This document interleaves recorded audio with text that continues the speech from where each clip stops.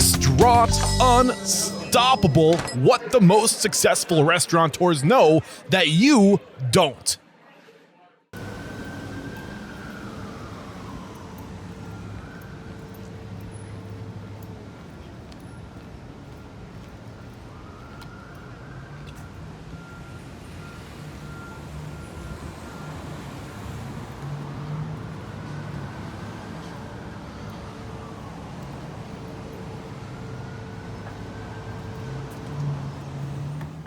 With excitement, allow me to introduce to you back on the show for a second time, Chef Jamie Bissonnette. Jamie, are you feeling unstoppable today?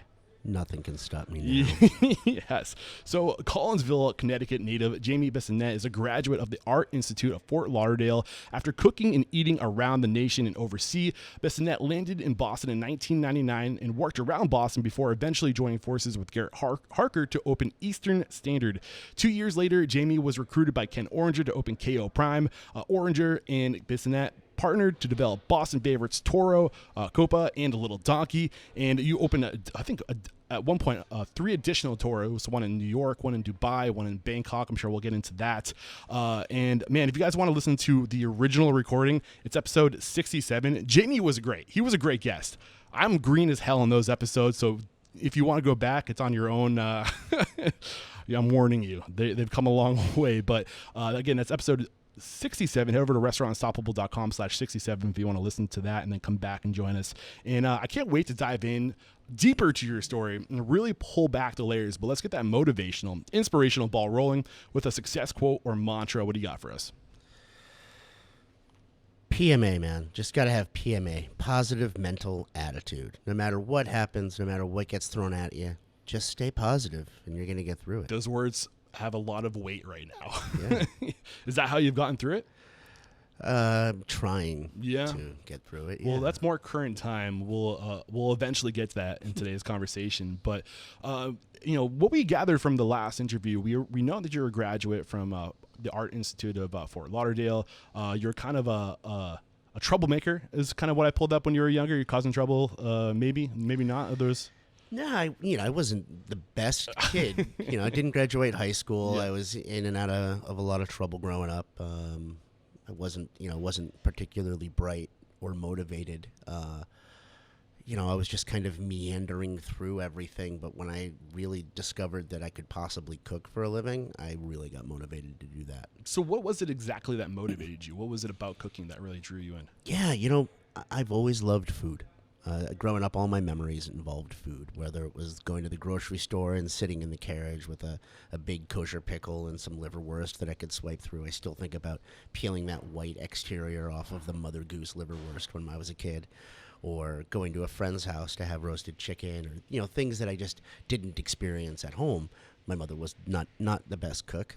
My father didn't start cooking till I started teaching him about a decade ago, and I just, everything I can remember is just loving food, learning how to pull out the drawers so I could climb up onto the counter and eat butter like it was cheese. I can't remember any of the people who were the captains of our soccer teams, but I can remember which families brought the better oranges for halftime. I think it says a lot. I love that, man. That's great. So you started living intentionally around 2017 is when you say, if I can go to school for not 2000, you're at the age of 17, sorry, when you wanted to go to Fort Lauderdale. What made you choose that school? I'm curious. Why go down there? Well, I got kicked out of high school and I didn't have a high school diploma. So okay. I could only get into a few places with a GED. The Art Institute seemed like a great place because it was wicked far away from where I grew up in Connecticut.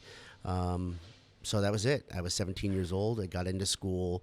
It was, I applied in early June. They accepted me in mid to late June, and I started culinary school July 6th or something like that. Okay. Is there a key mentor during this time in culinary school that's worth hovering over? Oh, man. During culinary school, I don't think I was even smart enough to recognize that somebody could have been mentoring me, but there was a chef named John Miller who I've not been able to locate ever since school, who he was new to teaching, but he had been a chef, and he kind of explained a lot of the importance about networking and getting to know people and being affable and things that like I needed to hear as a teenager. Yeah, I'm so happy you're mentioning networking, because listening to our first recording to prepare for today's conversation, that advice you had on networking was really solid. I talked to you about how you got into this position to be around people like Garrett Hawker and Ken Oringer to get these opportunities, and you had tons of great advice.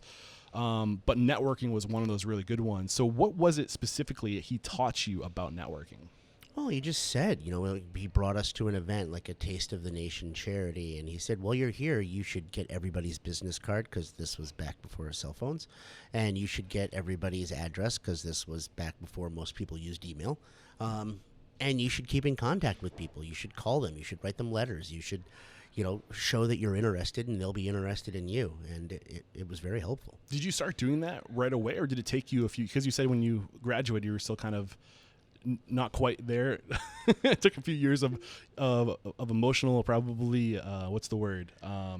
Growing up, maybe, was it? Or, I mean, we're all there in our 17s and 18s. Like, how hard is it? I definitely lacked the maturity to know what the heck I was doing. And I definitely, heard what he said, but I didn't listen to him until I was older, and I got to reflect on things. Definitely. Nice. So I know you were traveling around. How important would you say it is to travel, and what advice you have for somebody who wants to travel? I know you spent some time in Paris. You were in California. You were in Phoenix. Why is that so important early in your career? I say that the best thing that any young cook can do is to travel. You'll see different things, whether it's a different perspective on how to look at food, different cultures, different ingredients, different everything. I mean, it's so important. And then when you are traveling, take every path, not just the path that everybody else took, and not just off the beaten path. You just got to look everywhere. Go everywhere. Be curious. What's determining your path? Oh, I don't know. Like when I go to a new city, what determines my path is I start walking, and then when I have to go to the bathroom is when I go inside. I don't know. I just kind of walk around until you find it. Yeah, I dig that. So any key experiences during the come up, these early years where you're traveling to just kind of develop your palate and get perspective, any specific area that you think you transformed the most during that time? I think that I learned a lot about how to be alone, and how to how to push myself a little bit. One of the things about traveling when you're young is you really don't know anything. Like, I didn't know my ass from my elbow. How old were you when you were traveling? I started touring with bands when I was a teenager, and then I moved to Florida when I was 17. I was traveling around at 18, 19. You were 22 when you came back to the Northeast, right? I have no idea. It's all a blur. Yeah, I was born in '77. I moved back to Boston first in 1997. Okay. I lived here for a little bit, but I wasn't ready. Moved back to Connecticut, stayed with some friends, worked there for a few years. I moved back here in around '99. Okay. And, I would say to anybody traveling, just ask everybody questions, and don't think you know anything. Ask questions you already know the answers to. Mm-hmm. And then wait for the answers. And if they're not, exactly. If they're not your answers, figure out why and find that perspective. Exactly. Yes. Don't be so stubborn, and don't think you're a know-it-all, because a lot of the younger cooks now, even the ones that before COVID were traveling around and staging places just for the experience, they wanted to show off. They wanted to tell me that they had the experience to know something. That's great. I'm glad that somebody has that. But I don't care. Like, if you're coming to stage with me, you're not coming to stage from, necessarily for you to teach me how another restaurant puts their cilantro in a container. You're there to absorb. You're here to learn something. Yeah. If people want to learn from you, they will ask. And I think that I got that as a young kid because I was so shy. I didn't know what to do. And then as I got a little bit better and got a little bit arrogant and cocky when I was really young, like 22, thought I knew everything, and I, spoke to hear myself talk sometimes, and, gave opinions where they weren't needed. That's not helpful, and I realize that now. Yeah, so the big lessons I'm pulling up as far as the appropriate way to stage: show up, absorb, ask questions. Even if you know the answer, get that perspective and know that you're there to learn, not to share what you know. Some of the key lessons. But you also mentioned that you learned how to be on your own. You learned how to be solo. And I think that's important advice because it's something that I've learned. I'm kind of going into this a little bit selfishly because I'm curious in how you learn how to be alone, what you've learned about how to be alone. I spent the past 2.5, 3 years on the road recording for this podcast, and it gets lonely when you're out there staging, getting out there. Just how do you stay positive when you have nobody to, like, when you're working 16-hour days, 5, 6, 7 days a week? How do you stay positive? How do you not let that loneliness get to you? You've got to find your passion. If you find something that keeps you motivated and you know why you're doing what you're doing, you know what you're doing. You're traveling around and making podcasts. You know how you're doing it.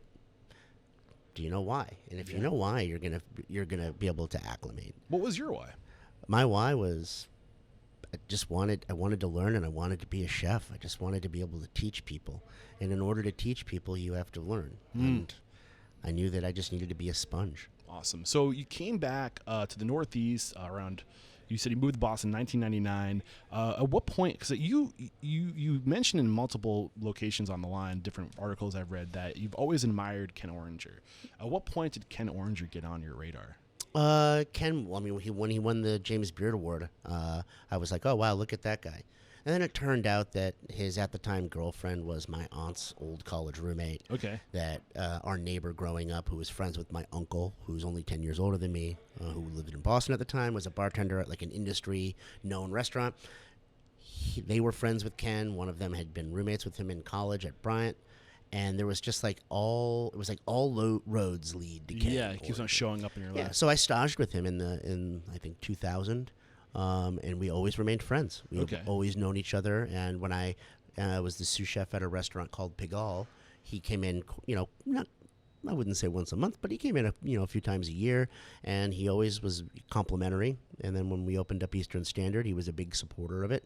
And I would see him out. Like I would see him at a bar late night at Silvertone where my uncle bartended, and him and I would have a couple of drinks, and we would talk about, Bernard Loiseau or like Mincer cooking or some old French chefs that not a lot of other people knew. And, we kind of clicked that we both had this like fanatical, like we wanted to research and learn. And we became friends. That's awesome. So it was 2005. You joined Eastern Standard. You got to Boston in '99. What was going on in that 6 years? Were you intentional? Because you said it was around the age of 22 when you got your shit together. Maybe you use other words from what I gathered, and you really started being more intentional. So take us to that point when you're 22. You know what you want to do. You've been traveling, and now you're trying to create a name for yourself. Oh man, it wasn't even that much of a plan. You're giving me so much more credit than I deserve. What was it then? Oh man, well I had some run-ins with the law. My resume had a sizable gap because of it, and I was living back in Hartford, Connecticut with a lot of my old friends. I had some friends from out of town that were living with me, and we were just a bunch of dumbass townies. I thought that I worked at one of the best restaurants around, and I learned so much. I worked at Brico in West Hartford Center. Billy Grant taught me so much, and I plateaued. I just wasn't learning anymore, and How long were you with him? I was with him for about 2 years. Okay. And it wasn't that I wasn't learning because he didn't have it to teach. I wasn't learning because I hit a rut. I needed to be pushed a lot more, and I needed to get out of my everyday life. I was in a bad cycle. Yeah. What was it? This rut. What was the cause of this rut? If you had to distill it down to something. Oh man, I've been going to a psychotherapist for a while about trying to figure that out. Oh man, the root of that rut is so much of just who I am as a person. But at the end of the day, I just wasn't happy, and I realized that it was a lot of my surroundings. Yeah. Raising tides raise all ships, but I was somewhere where it was, permanently low tide for me, and it started to stink. More important question: how do you get out of the rut? Once you recognize that you're in a rut, you're in a space. Like, how did you get out of it? I had a very big brush with the law again, and thought that it was going to be the end of my freedom, and I realized that I was surrounding myself with bad activities, and I was just being a real prick and didn't have much positive going on in my life. I needed a change of pace. So I said, F this, I'm just going to move back up to Boston. I'd lived there once before. and I'm going to, recommit myself to just cooking. And I came up here and did that. Yeah. And I have no idea what the details of the story are, but they say you're the average of the X amount of people you spend most of your time with, right? So maybe what you needed at that time was to get around a crowd of people who had the same vision for where they wanted to go, right? That vision of climbing the ladder and getting to the top of the hospitality game. Do you think when you got out of that situation in Hartford and you went to a city in Boston at this time where there's probably more, and I'm making a lot of assumptions right now, I get that, but maybe a lot more driven hospitality, culinary focused people that are like there to make this their life? Do you think that kind of helped pull you, being able to, tie your, I don't know, hit your what's the word, trolley to something? Yeah, maybe perhaps a little bit of that, but I think a big part of it was just me. I can't say that it was me being surrounded by other people there or here that made me change. It was me realizing that I was in a cycle, and I could have been working with Jacques Pepin and Thomas Keller when I was living in Hartford, Connecticut, and I don't think it would have done anything for me. I just knew I needed to get away. I needed to break. I needed to cut some ties with some bad things in my life. Gotcha. So you got to Boston. What changed? I mean, you cut those ties, but did anything else change when you got to Boston? I got to Boston where my rent went from being like, $300 a month to like $1,000 a month. I took a pay cut because I had been working at, great restaurants, but I'd worked there for a long enough time that I worked my way up, but I moved to a new city, or I had to make my bones all over again. And I just worked a lot. Yeah. You said you were there for 2 years. Is there like a sweet spot that you recommend line cooks or people on the come up spend in one location to get the right amount of experience, but not burning bridges, leaving too soon? Yeah, I mean, I always say that if you're going to take a job, you should stay there for at least a year so you can see how that restaurant cycles for all 4 seasons. I don't know. I mean, do what feels right. Some people, you get maxed out in a location. Even people who come and work for me after 6 months, they just realize that it's not right for them because they want something else. And it's not always about learning. Sometimes it's about culture. Sometimes it's about your commute. Sometimes it's about other things that are happening in your lives. So I would just say, take everything into account and communicate with your mentor or your boss. And if you have a relationship where you can say to your chef, hey, this is what's going on and this is what I'm thinking about doing, you should have those conversations, even if it's only been a month since you started. If you have somebody that cares about you and you care about them, then you should have that open communication. I think that's so important. I think that one of the messages I like to communicate to the people that listen to the show is it's your job to drive people out of your restaurant by giving them the tools and services they need to get beyond you, right? But what ends up happening is when you do that, every once in a while, there's that person that wants to grow with you, that wants to stay, and like, people are going to go on, right? But don't hold back from letting people know what your vision is for yourself, because you got to share your vision for people to help you get there, right? Mm-hmm. Do you want to reflect on that? Yeah. I mean, it's kind of like, we're all on the same pirate ship, and that pirate ship, I'm the captain of this one, and we're going from here to a destination unknown, and it's all about the journey. And while we're going along, there's going to be people that want to stay on our pirate ship and be pirates with us, and there are other people that are going to want to get off when we stop somewhere else. And when it's your time to get off the boat, you can either get off the boat, or sometimes you get told you have to walk the plank. Yeah. And when you know when you know. Yeah. And you mentioned what came out of in our first episode that like you want people to tell you where they're going, what their plans are, because you're the kind of owner, the kind of boss that's going to say, oh, well, I might be able to help you with that, right? I might be able to connect you. I might know somebody who might be able to get you there. Yeah. I mean, that's the goal, is to have a relationship with somebody, whether it's a food runner or a back waiter or a dishwasher or a prep cook or whatever, who's saying, hey, I'm putting in my notice. I'm moving on. I'm moving to another city. I'm moving to another restaurant. I always ask, well, what are the tools that I can help you with between now and when you leave? If I don't ask a cook that, it's probably because I'm not upset that you're leaving. All right, the secret's out. So, if you could like hover over one location between getting to Boston and starting at Eastern Standard? I know Garrett Hawker is a rock star. I'm sure there's going to be a ton to unpackage during the 2 years you spent with him. But any other key mentors, any other key experiences on that come up do you think help you kind of get on the right path, the right trajectory? Yeah, I mean, when I first got here, I worked for Andy Husbands and with Jason Santos at Tremont 647. Yep. There, Andy was doing so many like philanthropic like guest chef dinners. I got to meet chefs from all over the city and got to network. And that was when like what John Miller said to me kind of clicked. And I was like, oh man, you know, I was living in Boston, and the guy that I had like admired the most, Ken Oringer, was doing a guest chef dinner at the restaurant with me, you know, 6 months later or something like that. And I was already learning. So I ended up taking a job as the pastry cook and part-time line cook at Pigalle, a restaurant that had just opened up. It was right towards the end of my first year in Boston. I ended up leaving Tremont 647 and taking a sous chef job with Mark Orfali, who was a really big influence for me. He like taught me so much about how to be a chef and how to push and how to be scrappy and how to you know. How do you push? I think that's a great conversation right there, because you got to find that line where you can't push too hard. You don't want to push people out. You don't want to push people beyond their breaking point, but you want to find that sweet spot, right? So how do you find that sweet spot of pushing people to the right limit?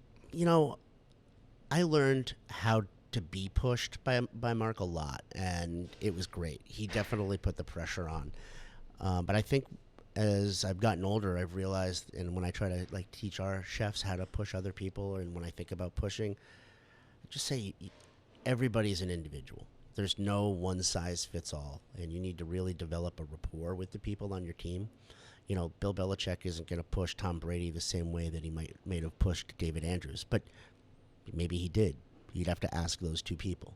And that's kind of what I say is, you know, one person might benefit from being pushed more and more one way. One person might need to be pushed, then coddled, then pushed again. So strong leaders adapt to their teams to make their teams stronger. So that's what I would say. That's great advice. And I'm really curious, this going back to this idea of collaborating, networking, what is the key there? What like is it just getting more involved with these collaborative dinners, these pop-ups, guest chefs? Like if we're somebody listening to this right now and we want to bring more exposure to our team by getting other people in, like what's the best way to approach these these dinners? And then once we're in those situations, like what's the best advice for really making the most of the people that are there right in front of you, those relationships? You know, if you respect somebody and you don't know them, inviting them into your home, into your restaurant to cook a dinner with you is a great way to say, hey, I see what you're doing in Tennessee. I don't know you. I like you a lot. I follow you on social media. Your food looks great. Would you want to come cook with me? And you get to meet people that way. Yeah. And it's great. And then when you're doing that, they might say, oh, yeah, I'm going to bring you to my restaurant. And then you go to their restaurant and you meet one of their friends from another city. And you keep in contact. And you just, you know, when you just start to, I don't know, it's almost like being on tour with a band, where you just like, the more bands you play with, the more people you know, and then the more collaboration bands you can have. Have you ever seen anybody be too aggressive with like having a big name chef come in and somebody is like, oh, like I love what you're doing, like can I get your number, can I come meet you when I'm in your city? Or like, is there a line to respect? I don't know, probably. Yeah, I mean, you know, I've definitely had a couple instances where maybe I was a little bit too comfortable with somebody right off the bat when I was younger and thought that they were my friend, not just somebody that I got their number and I cooked with. And I'm sure that's happened with me, but yeah. Cool. All right. So, any other key lessons before we start talking about your time at Eastern Standard? Yeah, I mean, my key lessons when I was younger were, and I still say this to everybody, is just as you travel, buy cookbooks and read about what you love. If you're traveling as a chef and you're not learning about food on your own in your own free time, you're probably doing yourself a disservice. Now you're joining Eastern Standard. Garrett Hawker, this is your first executive chef role. Take us to that point in your life. What's going through your mind? Are you shitting pickles? Are you excited? Like, what's happening? Yes. So I was leaving. I had left Pigalle with Mark, and I kind of was a nomadic for a little bit. I was helping out at an Irish pub. I was helping out at a Vietnamese restaurant. I was picking up catering gigs, and I was just kind of being a mercenary and, helping anybody that I could. Time out. That is another key element right there. When we were just talking about networking, right? Just helping out, just being places and saying, hey, I'm here. I'm a warm body who has good knife skills. Like, how can I be of service to you, right? And just being of value to other people. Yep. I just had to bring that to the surface. Do you want to reflect on that? Yeah, I mean, if you're going to do that, remember that you're helping out somebody else, and they're also helping you by giving you money. Mm-hmm. So if you're going to go help somebody, and I learned this from trial and error, don't go in there thinking that you're going to change something. Don't go in there and tell a chef or a cook or an owner how to reorganize their walk-in. If you're only going to be there one day a week, go in and do what they ask you to do and help out, and keep your opinions to your friggin' self. Unless they ask for your opinion, right? Yeah, absolutely. Yeah, that's usually a good, like, if they ask, then by all means. But there's a saying that's like, don't, I can't remember it, but the gist is, like, if you have opinions, that's great, but people don't want to hear them unless they ask for them. That's a good rule of thumb. Yeah, because you never know what somebody's going through. Like if a chef has just got so much going on and you're there helping out one day a week, and that's the one day that they know that they have somebody skilled who can go do a couple projects so they can unplug. Maybe it's build Legos with their kids and come in later, or run to the farmer's market, or do payroll. And to have somebody coming in giving their opinion, you're making yourself not useful. Now, was it Rob that you said you were working for, the gentleman before Eastern Standard, or like the guy who taught you about networking? Networking? No, it wasn't him. It was the guy, that was your teacher. Who was the guy you were working with? There was a chef that you said you worked for after Husbands. I worked for Marco Fally. That's what it was. Mm-hmm. How long were you there? Almost 3 years, I think. 3 years. Yeah. I'm not gonna lie, I totally got derailed with trying to remember his name. But what made you want to leave that? I think that's what I was curious of. Like, what made you want to leave? Like, because it sounds like he was teaching you a lot. Were you the chef de cuisine? Was there not a ceiling? Did you hit a ceiling there? Was that what was going on? Yeah, I was a sous chef with him, and I was also the pastry chef, and we worked together for quite some time. Okay. It was just time for me. It was time for me to move on. Gotcha. Yeah. So what was it about Eastern Standard that drew you to it? Well, man, what a story this is. So I was working with a kid for years at Pigalle, my friend Sean, and he had a girlfriend, and his girlfriend was had worked with Garrett at B&G. And then after they had both left Barbara Lynch, they were talking about doing something together. And she said, oh, Sean's friend Jamie, he's really driven. And the one thing that I used to always say is, I'm not going to be, if I walked into a room with 20 chefs, I could tell you I wasn't the best chef in the room, but I would be in the top 5 of the hardest workers.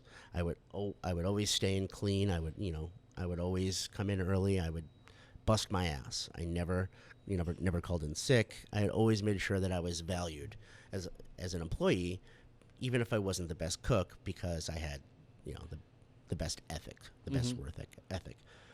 So I think that reputation got me a consideration. So I did a tasting, and I met Garrett, and I'd met Garrett a couple times. I used to go to Abe and Louie's on Christmas or Thanksgiving and sit at the bar, and he would be there often with friends eating, and we just got along. So he gave me a tour of the spot. We talked about food. He asked me what I was into. I told him that I was really into Fergus Henderson, and I wanted to do whole animal cooking and offal, and that I was working on my charcuterie experience, and I was pretty competent.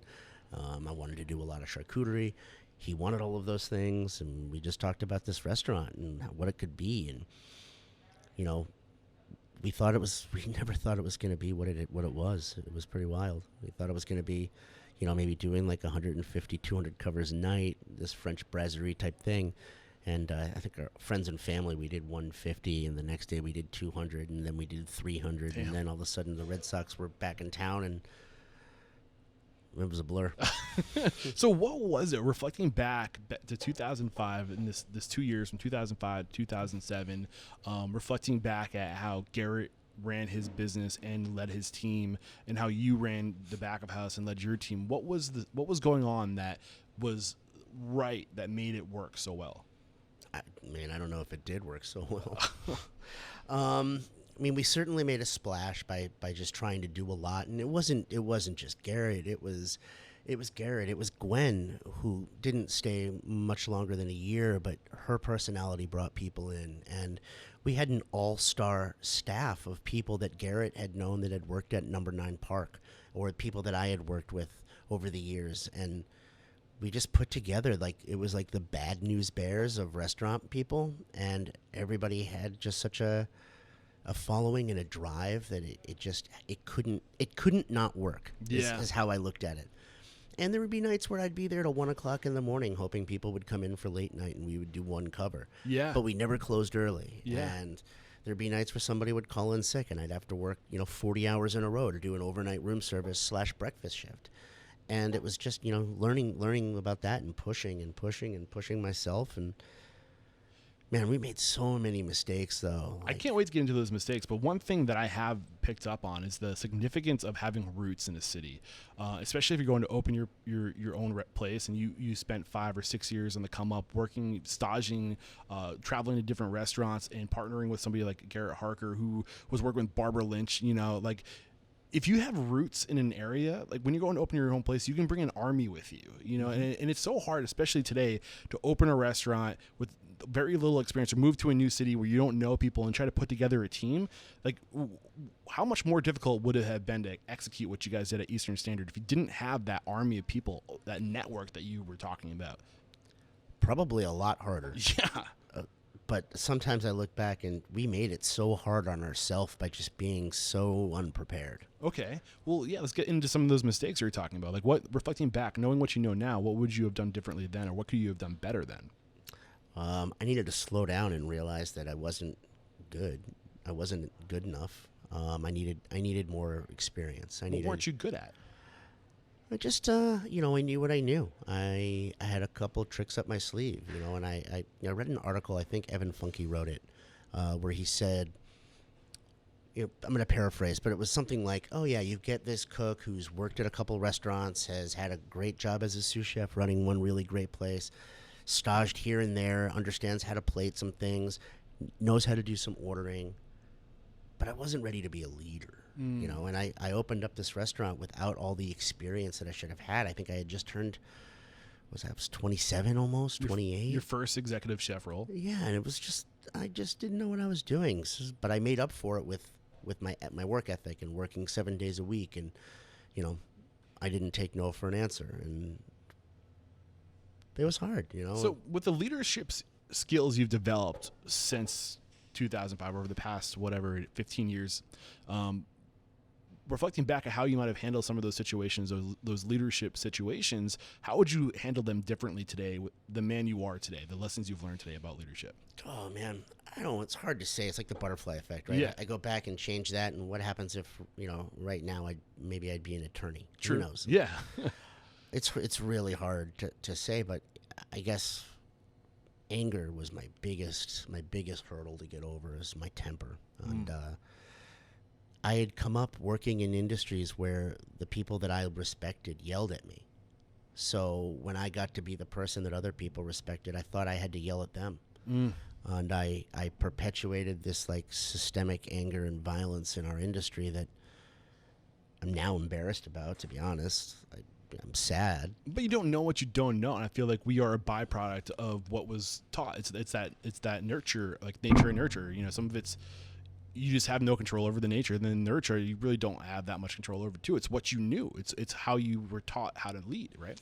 Yeah. I mean, there's so many factors at play, but at the end of the day, I would have learned that had I just been a little bit more experienced, and I waited. I think I should have been a line cook longer than I was. I shouldn't have rushed into wanting to be a chef so young. So it sounds like now you've been able to kind of wrangle in your anger when it doesn't get away from you as easily as it used to. What happens when you feel it swelling? When you feel it coming on? When you're clenching your teeth and you want to go there? How do you take yourself away from jumping off that cliff? Just take a deep breath, man. Yeah. Yeah. Just I meditate every day and just try to stay positive. When did you start meditating? When I was 15. Okay. Yeah. Nice. Any advice on that and how that serves you with keeping it cool? Hey, if you can't be comfortable sitting alone in your own body, thinking about how comfortable you are in your body, you cannot be comfortable in the world. I love it. Any other key lessons on business that you took? I mean, Garrett Hawker, great restaurateur. Did he teach you anything? Yeah, Garrett taught me that empathy is so important, and that, the guest isn't always right, but the restaurant's not always right. And then working together, you have to find a middle ground where everybody seems satisfied.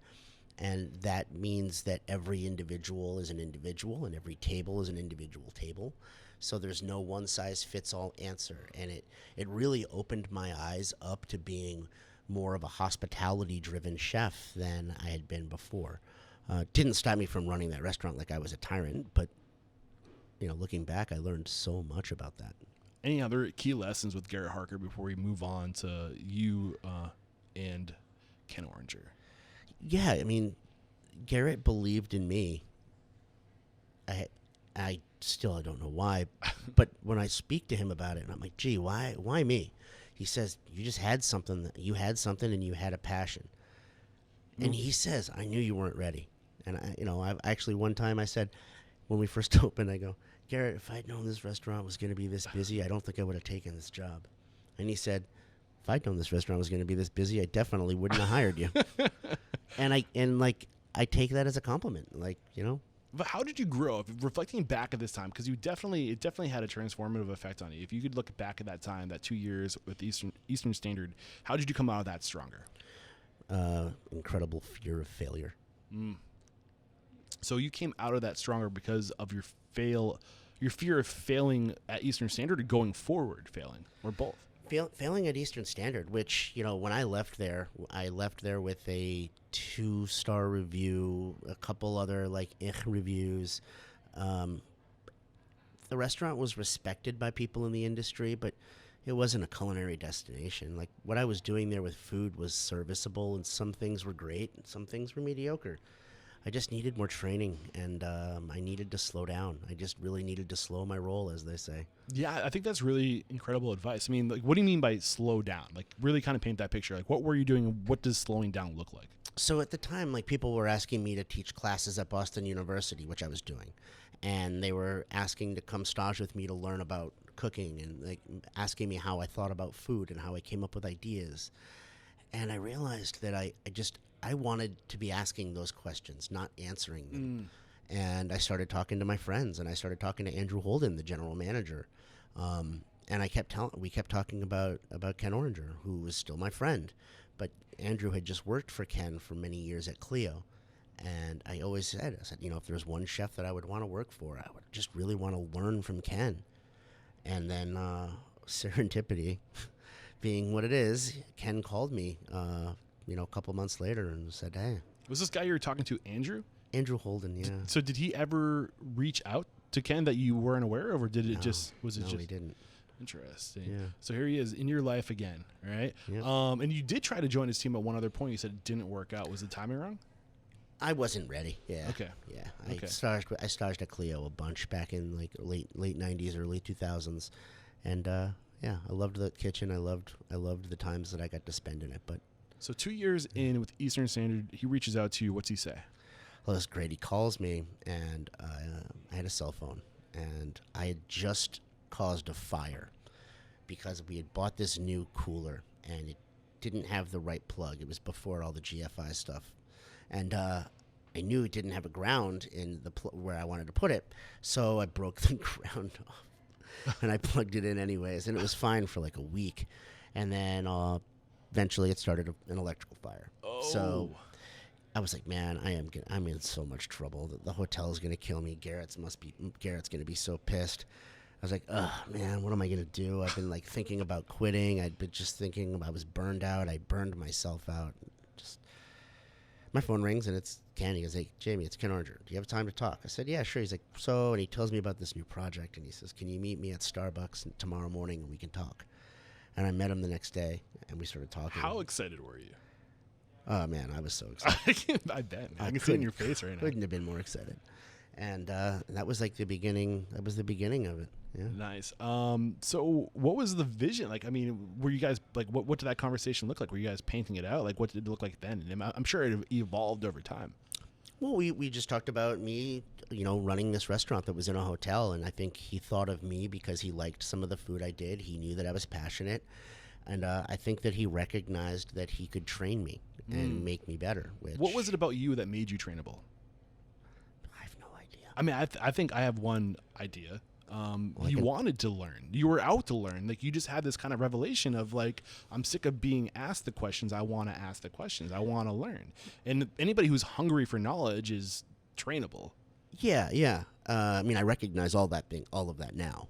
In the moment, I don't know I knew how to articulate it quite so well. So Ken seeing that in me before I recognized what was happening, it was pretty rad. Yeah, that's pretty awesome. So this was KO Prime, right? Mm-hmm. What was it like working there? Take us through. This is your dream, working for Ken Oringer. Oh, man. Maybe that was a little. Was it the dream? There was a lot of great that we got to do with that restaurant. Yeah. We got to build another team. I got to bring a lot of people with me there, and there was a lot of fantastic things. Yeah. And you were only there for a year, right? I think a year and a half. Yeah, and then you went to open Toro, correct? Toro was already open. Okay. Yeah, there was a lot of variables with that restaurant that I didn't agree with, and they didn't agree with me, I guess. With KO? No, not Ken, or but just the KO Prime. No, KO Prime. Yeah, there was just some variables that I didn't have the maturity to deal with, I think. And all in all, I just needed to leave, and I realized that. Is there a lesson in here, or is it worth me going deeper, or should I respect? I needed to. My temper got in the way a lot, okay. And it's a union property, so working within a union takes a little bit of maturity and patience that I was lacking, and having people not work in the way that I had understood that kitchens worked my entire career. Bissonnette hustle that we are familiar with. Well, there were some people that hustled fine. It wasn't like you can make a blanket statement. I can't just say unions are bad. Yeah. I just didn't. That particular one didn't work out well for me in the way that I ran a restaurant, because I was still a child. I turned 30 when I was working at KO Prime. Okay. I just and I realized that, and I was going through a weird time. I had been married for about a year. My wife wasn't happy, and so we decided we wanted to move to Charleston, South Carolina. And on my birthday, I called Ken. He said, I can't talk. Let's talk on Saturday. So I called him on Saturday, which was 2 days later. That was his birthday. And I told him that I was like, I think I want to give him my notice. And I want to give like 3 to 6 months, because I know, and but I don't think I can't work at the hotel anymore. And it was about 2 weeks after I'd gotten into an argument with one of the food runners, and I think I picked him up by his neck. Oh, okay, yeah. And tried to use the kitchen door as a trampoline with his body. Still feel bad for that, man. Sorry, Jorge. So, I was like, yeah, maybe I'm giving my notice right before I'm going to get fired anyway. Ken never said I was going to get fired, but I still have the feeling that Kimpton, the hotel property manager, was going to fire me. So how did the conversation go? Because you didn't leave. Did he give you more opportunity? What made you stick around? So I'm on the phone with Ken, and I said something to the effect of, hey, man, I don't know how to say this. I love working with you. I can't work at the hotel anymore. It's killing me, and I'm not happy. And my at the time wife Courtney and I are thinking about moving out of the city. And he said, oh, but what if I make you my business partner at Toro and we try to open up more restaurants together? It came out of his mouth like that quick. Like he had it planned all along. Yeah, so looking back, he totally fucking knew that I was going to quit, and he totally fucking knew that that I was broken, and he just hit it with me, and I was like, wow, and my whole body, I got tingly, and I was smiling, and I was like, yeah. And I said, yeah, let me ask my wife. And I'm assuming she said no.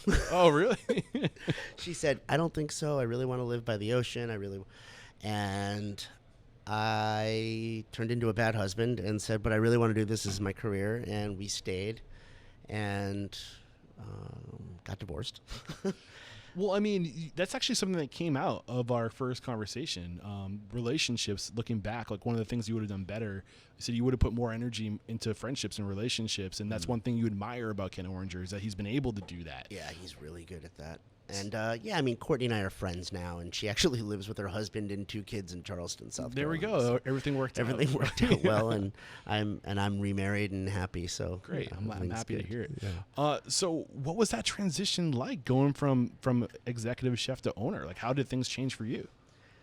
Going from chef of a restaurant to being a partner at a restaurant, it was weird because I was going in there to lead a team of people that kind of knew me, and they knew me from KO Prime. And I'd done a couple guest chef dinners at Toro with them. And Toro was just about 2 years old. So I was kind of coming into an interesting thing. Paint the picture of the restaurants under Ken's, like at this time, he had Toro, he had Uchi, correct? KO Prime, Clio? Yeah, so at the time it was Clio and Uni. Uni, and then thank KO you. Prime. And Toro had just, had been open for a little bit. So there was those, and then Lauderdale, Mexican taqueria over on Lansdowne Street. What was it like to, I mean, I feel like, and maybe this doesn't pertain to you, everyone's different, but I feel like a lot of people who get into this industry have this vision of their dream restaurant, the first restaurant they're going to be an owner in. Mm-hmm. But you came on as a partner. You weren't a part of the visioning process of Toro. What was that like? Yeah, I mean, there was definitely a struggle. Like, I felt like I needed to change things just to change them and make them mine. And I got very stubborn and, and then at the same time, like, Ken had this restaurant that he had opened up that was in this vision that he had from all of the time he had spent in Spain. And we didn't always add up, and there was some serious conflict. And that was like my next question. Yeah. They always say no 2 chefs in one kitchen, right? So you have two chefs who are James Beard award-winning chefs. Not at this point for you. Nope.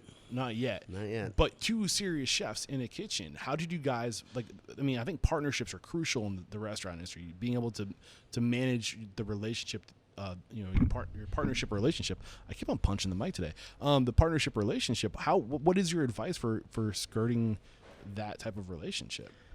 I mean, things just really worked out well for us.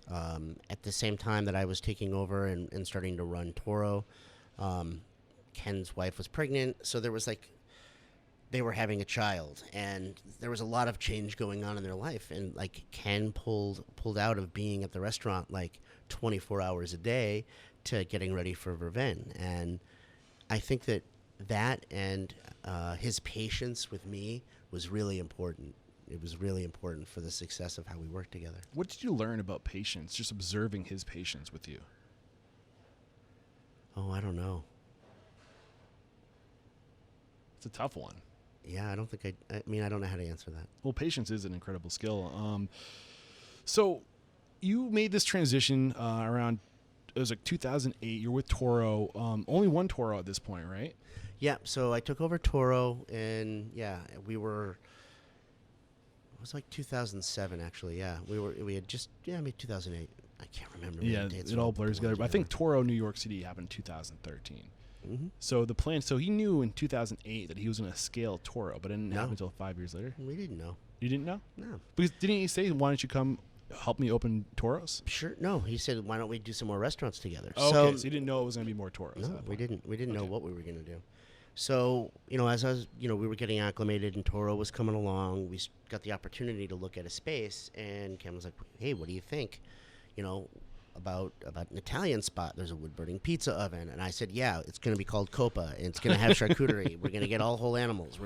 This is the format of the menu. Here is half of the first menu." And he was like, "Oh, shit." And I was like, I know exactly what we're going to do. And he was like, "Great." So we started working on that, and that was so exciting. And I love this because we just literally were talking about patience. But you yourself were being very patient because you were a made partner, but you didn't get to really do the visioning and create something that was an extension of you. The food was an extension of you at Toro at this point, mm-hmm. right? Is that safe to say? And if I'm wrong at any point, please correct me. Well, when KO was like, "Hey, come, you're going to start running Toro," he gave me that autonomy to do what I wanted in a lot of ways. and collaborate together. And we very much changed that restaurant a lot. For the better, I think, in a lot of ways. And yeah, we had fun doing it. But I guess the point I was trying to make is that if you're patient and you take the opportunities that are given to you and you make the most of your opportunities and you're patient, you will get that time, where you get to like create something that's an extension of you and what you've been dreaming of, envisioning. Because it sounds like you had this in your back pocket. Like Coppa was something you wanted to create for a while. Yeah, I mean, that was always the style of restaurant that I wanted to create. And I think it's just kind of happenstance that we were going to work on an Italian restaurant together. I mean, It wasn't like, he's like, what do you want to do? And I was like, here, let's do it. Nice. It's like, he was like, oh, this is what we have. This is what we should do. And I was gung-ho. Yeah. And ready to go. And it was great, and we opened up Coppa and started a great team there. And I remember thinking, wow, how am I going to run 2 restaurants that are, 0.7 miles apart from each other? Yeah. And we were running back and forth a lot. And after, we opened up in December of 2009. And it's like 3 years later, we were looking at another location. And maybe 2.5 years later, we were looking at another location in the Seaport area. We were thinking about doing a second Toro. Okay. And then we're like, I don't know. Back and forth with the landlord. We were about to sign an LOI. And Ken goes, oh, a friend of a friend has a space in New York. We should go down and look at it. It could be a really great opportunity to expand Toro to New York. And I was like, yeah, no fucking way are you going to open up Toro in New York. There's no way. So we went down anyways, took the bus down of all things, got down, had a meeting, walked through the space. And as we're walking through the space of the old Nabisco building, we're just looking at the brick and this like marble floor and all these like, the space was just like calling out to us. We walked outside with our soon-to-be partners that we were basically just getting to know. Walked around the block, said goodbye to them. We walked towards the train. We were going to take, I think we walked out, grabbed a slice of pizza, took the A train up, got on Amtrak and went right back to Boston. And as we were getting on the train, I looked at Ken, I go, so we're opening up a Toro in New York, huh? He goes, dude, the space looks great. Let's do it. And we started working on it. We thought it was going to be like 8 months. Ended up, over a year. Damn. And then we opened up Toro, New York. So I know you helped open Eastern Standard, but Coppa was the first that you opened as a partner, where you have equity in the business. Any lessons? This is your first opening. Any key lessons from that opening that you learned the hard way? I mean, having somebody like Ken Oringer, who at this point, this would have been like his 7th or 8th concept. So, like, what did you learn about opening? Any key lessons that you can share with us? Yeah, no 2 openings are the same, that's for sure. Yeah, you learn a lot, but prior preparation prevents piss poor performance. That's a big one. What's the big thing that people miss when opening that they don't consider, they don't think of, that you can save us from right now? Oh, man, everybody's different. I don't know. That's a lot of pressure to put on me right now. I mean, that's what I do, man. Yeah. I think that if somebody wants to open up a restaurant and they really want to be unstoppable in what they're doing, just get a committee together of people that you respect and bounce ideas off of them. And don't be set on any one thing. Don't be stubborn. Don't, I don't know. There's just so many things that you don't do. But you don't know what you're not supposed to do till you've already done them. So yeah, and there is no one way, and that's one of the biggest lessons I've learned. Like, the more I've learned in the restaurant industry, the more I've learned I don't know anything, and there is no one way, and it all depends on who you are, what your strengths are, what your weaknesses are, what you're trying to achieve, what your core values are. There's no one way, and all you can do is get perspective, because you won't do it the same way twice either, and it's a matter of taking all these little bits of knowledge and wisdom and ideas and experiences and literally doing something in that moment that works based off the given situation, right? That's kind of how it feels when I'm listening to people. I haven't done it myself yet, but it seems that way. You have to be malleable. Yeah, you have to be malleable, and you have to have some experience. One thing that I take from opening up Eastern Standard to opening up Coppa, and like that, the years that bridged that. And we opened up, KO Prime from having been closed and not having been a restaurant for a while. Is you can't do everything on your own, and you just need to be agreeable with others. You know, sometimes I say the best way to collaborate, especially in restaurants, is kind of like improv. Yeah. The answer is never no, because no is a dead end. It's yes and. So when somebody comes in for brunch and they say, hey, can I have veal salt and boca? And you're like, we don't have any veal in the house. You don't say, no, you can't have it. You think, all right, what is veal salt and boca? And you think about how it's made. And you say, what do I have in the house? Well, I don't have prosciutto or sage. I don't have any veal, but I've got some chicken and I've got some other herbs. And you say, hey, you know what? Yeah, I love veal salt and boca. Yes, that's a great idea. But I have chicken instead that's really great. Or I have pork scallopini. And you give somebody an option rather than just shutting them down. And, I mean, that's just one analogy to it. But being able to do that with everybody is so important. Yeah, there's one thing I want to bring to the conversation, and we got to start moving on because I want to make sure we leave time for you to talk about your efforts and with the Independent Restaurant Coalition, what you're doing to create awareness and advocate for restaurants. We got to talk about that. But talking to Kyle Beecham, talking to Kyle Beecham, I was like, Kyle, what should I know about Jamie? You work for Jamie. He was your opening sous chef at where we are today, a Little Donkey. The one thing he wanted me to know about you is how much opportunity you create for your people. And he gave me an example. He said there was a server that came on at Toro. Then she was your AGM at Little Donkey for the opening. Then she became the GM partner at Little Donkey eventually, right? Is this right? Am I getting the story right? I'm like, you're off a little bit. Correct me, please. You know what I'm talking about? Yeah, Katie Chiricello. Okay. So Katie started working with us at Toro about a decade ago as a lunch server, and she worked her way up into being an AGM at Toro. We brought her over to Little Donkey to be the opening general manager.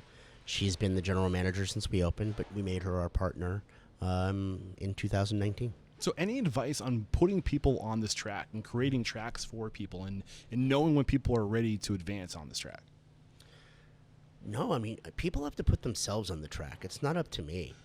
When people jive and they work together with you and there's longevity, it has to be a symbiotic relationship. So when you see they're on the track, what's that cue for you? What's the next thing? What's the thing we do? Don't fucking derail them. I don't know. How would you derail them? Who knows? Yeah, I hear you.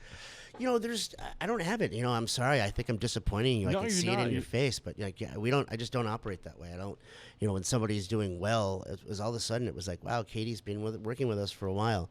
Oh, wow, Katie's having her birthday. It's a big one. Oh, Katie's having another birthday. How long's Katie been with us? Yeah. And you just she got to a point where she realized that this is what she wanted, and she made that clear. Yeah. If she had said 5 years ago, hey, I'm going to leave and go somewhere else, we would have done everything we could have done to keep her. But she didn't do that. So I don't know. I mean, I guess the question is, when it comes down to partnership, people are either for it or against it. But it seems like the way that Ken works, offering you partnership, and you seem to have the same core value offering, was it Katie? Mm-hmm. Partnership. What are your values around partnership? How do you what does that look like? Do you think that that's the ultimate way of retaining people is by offering them equity in business? I mean, I certainly would imagine that would help retain people, but it's also about somebody who's valuable. And for me, with Katie, it wasn't like I don't want Katie to leave us right now. It was more of man, Katie's part of us. Katie, she's part of the family. She's part of the restaurant. It's her life's blood here too. And you can pay somebody $1 to do something and all the profits you take and do whatever you want with, or you can pay somebody $1 and say that, hey, you're going to split the profits with us and they'll be better at it. Yeah, maybe. But you can also say, hey, how do we earn $1 together?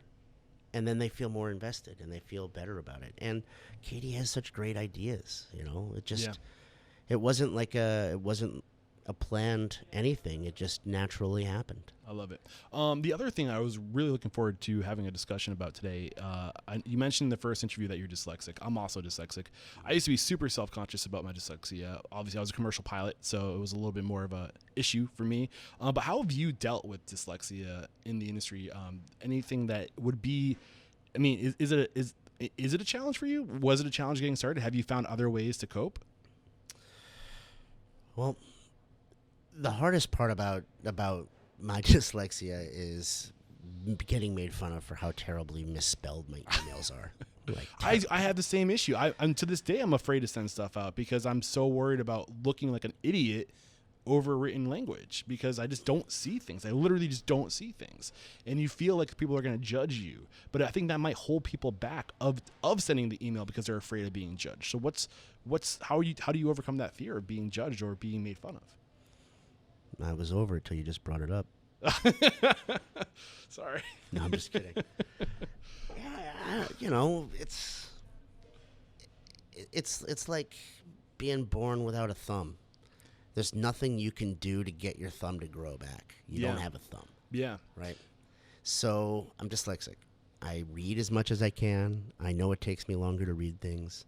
When I write things out, I usually have to write them out twice. I've now defaulted to figuring out how to do most of my work via computer. Even if I'm working with somebody in the restaurant, they'll say, "Oh, what's the menu for tonight?" And instead of taking a menu and writing it out, I type it out because then I can reread my thoughts, whereas I don't reread my handwriting. Sometimes I can't reread my handwriting because it looks like hieroglyphics. I get you, man. And if somebody's dyslexic, they shouldn't feel that there's a stigma. It is what it is. Yeah, but I think there's a lot of people drawn to this industry with dyslexia because I don't feel like it just kind of draws people who don't do well in other verticals, Mm-hmm. But you mentioned something earlier I think is powerful, is that no two people are exactly the same. And dyslexia, when you look at what that's such a little minuscule thing compared to what you do bring to the table. That work ethic, that desire to please, your ethics, your values, all these things are so powerful. And I think that that's what I think of in the back of my mind. Like, don't let one little thing that is really minuscule at the end of the day hold you back from achieving what you've achieved. I mean, you're living proof that like anybody can accomplish great things in this industry, regardless of the limitation. Even a broken clock's right twice a day. Yeah, I love it. Anything we have not discussed up to this point before we start getting into what you're doing? I would love to create awareness around Independent Restaurant Coalition. What do we need to know? Like, well, I mean, first of all, you guys closed Toro in New York City because of COVID-19. Like, what else has been the effect of COVID-19 on your business? Oh, man.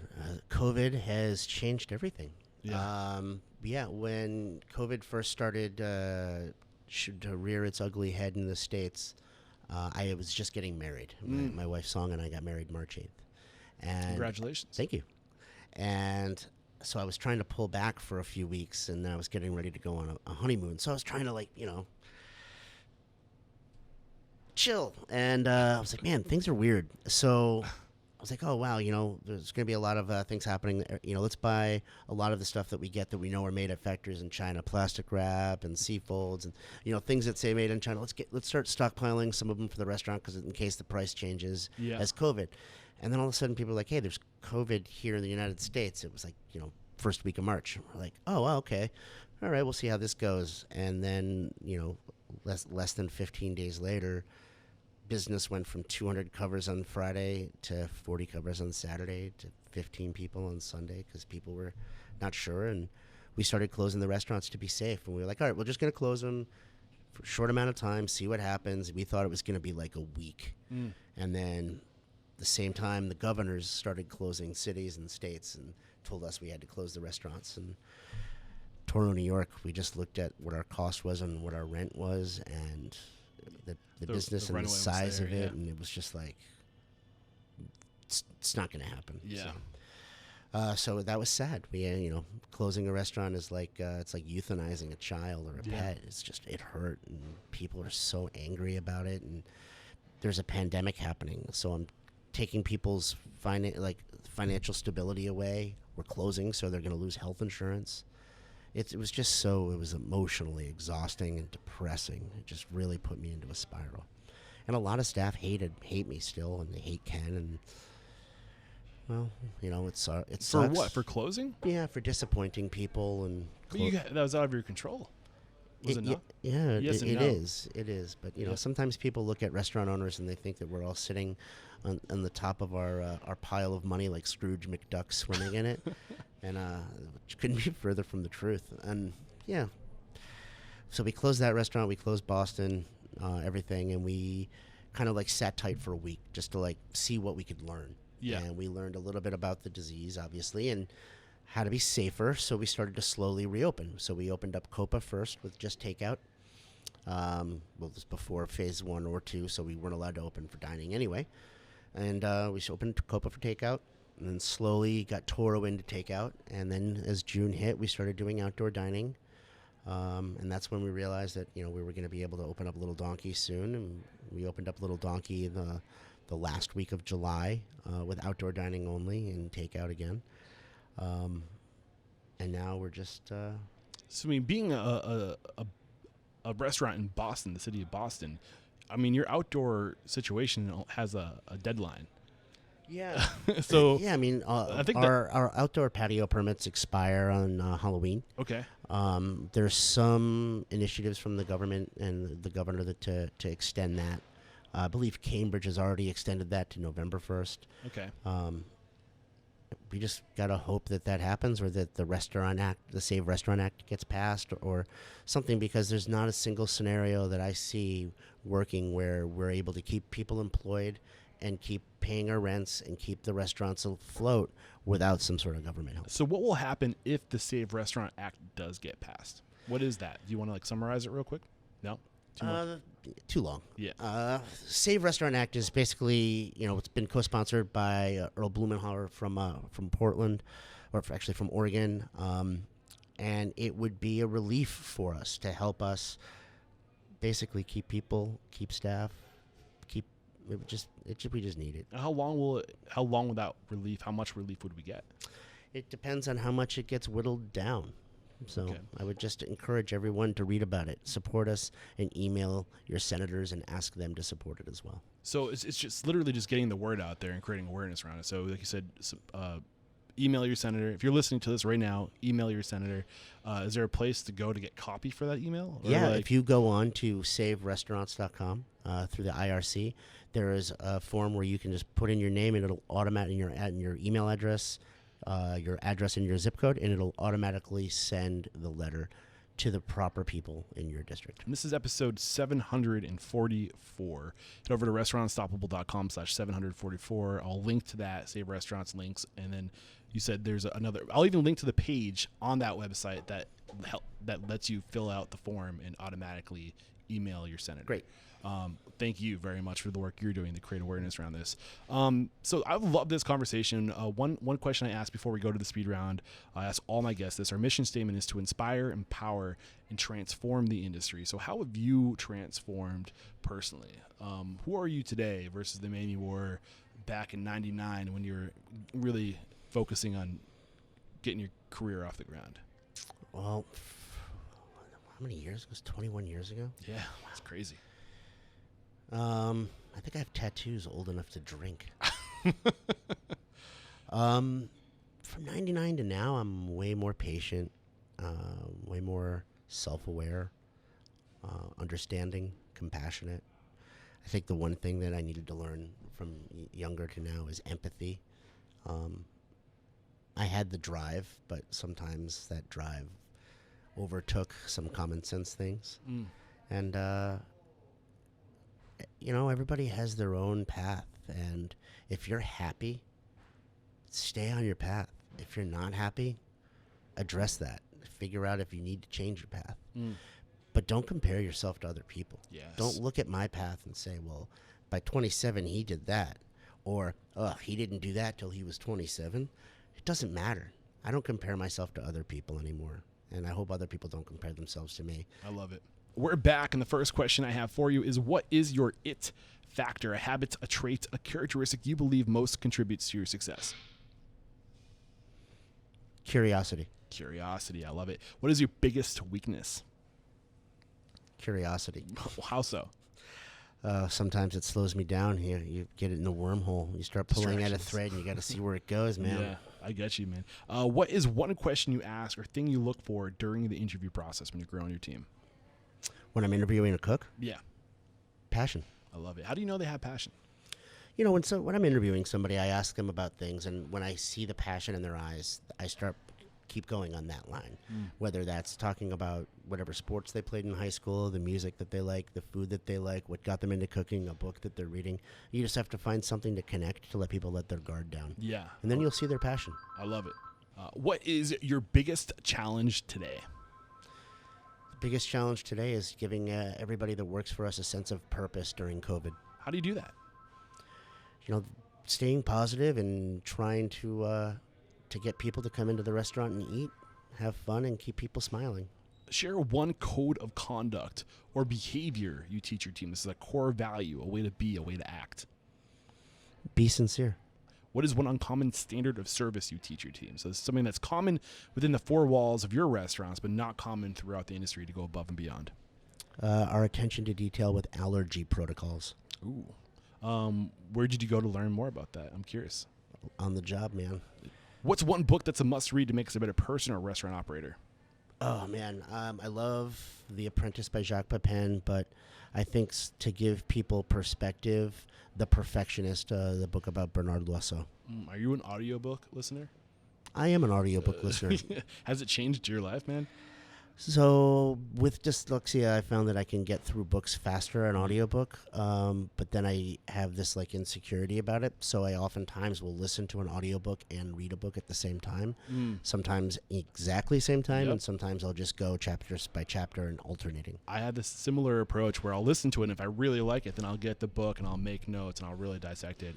But yeah, audiobooks, game changer for me, especially if you're out there, if you also have dyslexia and you're not leveraging audiobooks, head over to audibletrial.com/unstoppable. Your first one's on me, and if you use that link, you're supporting the show, so thank you very much. What is one thing you feel restaurateurs don't do well enough or often enough? I think checking in with their staff. Good one. Name one service you've hired or outsourced. When I say service, I'm thinking more of a person that's good at something like a CPA or a designer or any kind of consultant or somebody who's providing a service to you. Like, who are they, and recommend them? I would say we're working a lot with Total HR Solutions to help us with HR and compliance and making sure that we're doing everything we can in the eyes of the law and how we can be better for our teams. Beautiful. And what is one technology your restaurant has recently adopted that's had a huge impact on operations, communication, profitability, anything along those lines? We use a lot of a company called Avero for snapshots of what the daily sales look like every day and being able to have a logbook to unify all the communication to one space. I love it. And this is the last question. It's a doozy. I feel like you're going to shake your head at me when I read it. If you got the news, you'd be leaving this world tomorrow. All the memories of you, your work, and your restaurants would be lost with your departure, with the exception of 3 pieces of wisdom you could leave behind for the good of humanity and for your legacy. What would they be? Wear a mask, wash your hands, and be fucking nice to each other. I love it, man. This has been a great conversation. Thank you so much for coming back a second time on the show, making time for me. Thank you, Kyle, for reminding me that Jamie is amazing. We should get him back on the show. We wrap up every chat by calling somebody out. So who's one person you respect and admire and believe would make a great guest on the show? I think if you were going to talk to somebody, I would suggest Chris Cosentino. Chris Cosentino, look out, man. I'm coming after you. I'd love to get you on the show. And what's the best way to connect? If you want to come join your team, if you want to come stage, what's the best way to connect? You can find me on social media. I'm pretty active on Instagram at Jamie Biss, and I look at my DMs like once a week. So if I don't follow you and you DM me, give me about a week, and I'll probably get back to you if you're looking for some communications. Awesome. And this is, again, episode 744. Head over to restaurantunstoppable.com/744. There'll be a summary of today's discussion, as well as any links to tools and services recommended and books recommended and how to connect with Jamie. And Jamie, I just can't say enough, man. Thank you so much for taking the time to share your story and your knowledge again for a second time on the show. There is no questioning, my man. You are unstoppable. Cheers.